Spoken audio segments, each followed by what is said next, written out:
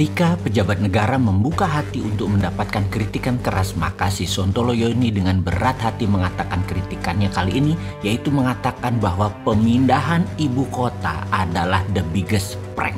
Marah Pak? Enggak kan? Oke, ini jujur loh Pak. Pemindahan ibu kota ke Penajam sejauh ini itu masih halu. Sama seperti halunya Bosman akan kekuatan printing money adalah solusi ekonomi yang selama uang dicetak tadi adalah untuk sektor produksi. Dan saat ini Indonesia tidak ada sektor produksinya yang kompetitif untuk kelas dunia. Jadi printing money dengan kelolaan seperti para pejabat saat ini benar akan membuat inflasi karena memang geblek di dalam membangun industri. Kesel ya dibilang geblek? Oke, kita lanjut ya. Boleh ya, nggak kesel ya. Kita mundur sebentar ke tahun 1918 di mana Jerman kalah Perang Dunia Pertama yang membuat Jerman harus menanggung biaya perang negara pemenang Perang Dunia Pertama tersebut. Jerman saat itu dipermalukan. Ingat ya, tahun 1918.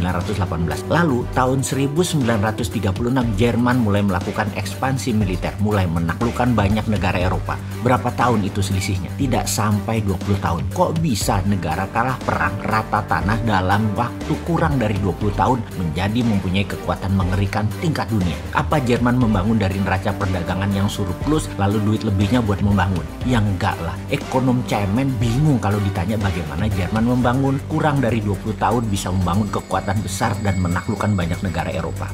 Maaf nih ya, sebutan ekonom cemen bikin kesel nggak? Katanya minta dikritik. Kita lanjut ya cerita Jermannya. Dalam pembelajaran awal New Economic Model, Profesor Michael Hudson pernah memulai cerita yang membuat kepala saya berputar kencang, atau dalam bahasa anak zilenial yaitu loading otak saya. Dia berkata, Jerman adalah negara kalah Perang Dunia Pertama di tahun 1918 dan harus menanggung beban membayar semua biaya perang kepada negara pemenang. Jerman rugi berlapis, Jerman dipermalukan, dan Jerman miskin. Tahun 1933 Jerman mulai bertaring, bahkan ketika Nazi berkuasa pada tahun 1936 Jerman menjadi negara superpower yang mengerikan. Bagaimana cara Jerman membangun negaranya dari sebuah negara kalah perang menjadi negara superpower hanya dalam 15 tahun? Maka dalam New Economic Model atau NMT, hal ini menjadi bahan diskusi panjang. Sekali lagi, saya hanya mengingatkan di sisi Amerika, di belahan bumi yang lain di tahun yang sama 1930-an, 1931 Amerika mengalami Great Depression. Ekonomi Amerika bubble dan pecah. Juga ekonomi dunia ambyar. Sungguh anomali yang terjadi.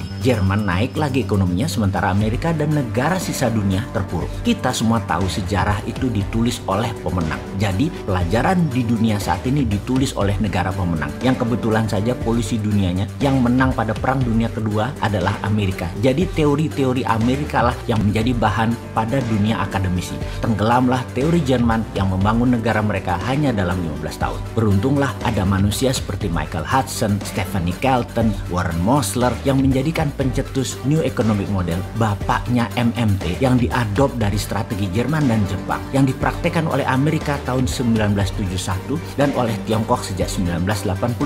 Apa yang dilakukan oleh Jerman sih di kalah Perang Dunia Pertama tersebut? Pelajaran dari Jerman pasca Perang Dunia Pertama seperti kalimat Adolf Hitler yang mengatakan, untungnya kami tidak cukup bodoh untuk mencoba menciptakan sebuah mata uang yang di-backing oleh emas yang memang tidak kami miliki atau hutangan dari negara lain. Tetapi setiap mark yang kami cetak akan di-backing oleh pekerjaan dan barang yang nilainya setara. Kami tertawa saat ahli finansial internasional memandang bahwa nilai sebuah mata uang adalah tergantung pada emas dan sekuritas lain yang berada di ruang besi milik bank negara lain. Sekali lagi, kuncinya ya printing money berunderlying jaminannya produksi. Karena semua diproduksi oleh negara, itulah yang Jerman lakukan. Memproduksi alat perang. Sumber bahan bakunya negara bayar. Gaji pegawainya negara bayar. Urusan negara nanti mau dipakai atau mau dijual itu urusan Jerman. Pokoknya semua biaya produksi dibayar. Cost accounting Jerman kala itu detail sekali. Jerman bukan saja jago teknologi, namun juga jago finansial secara mumpuni.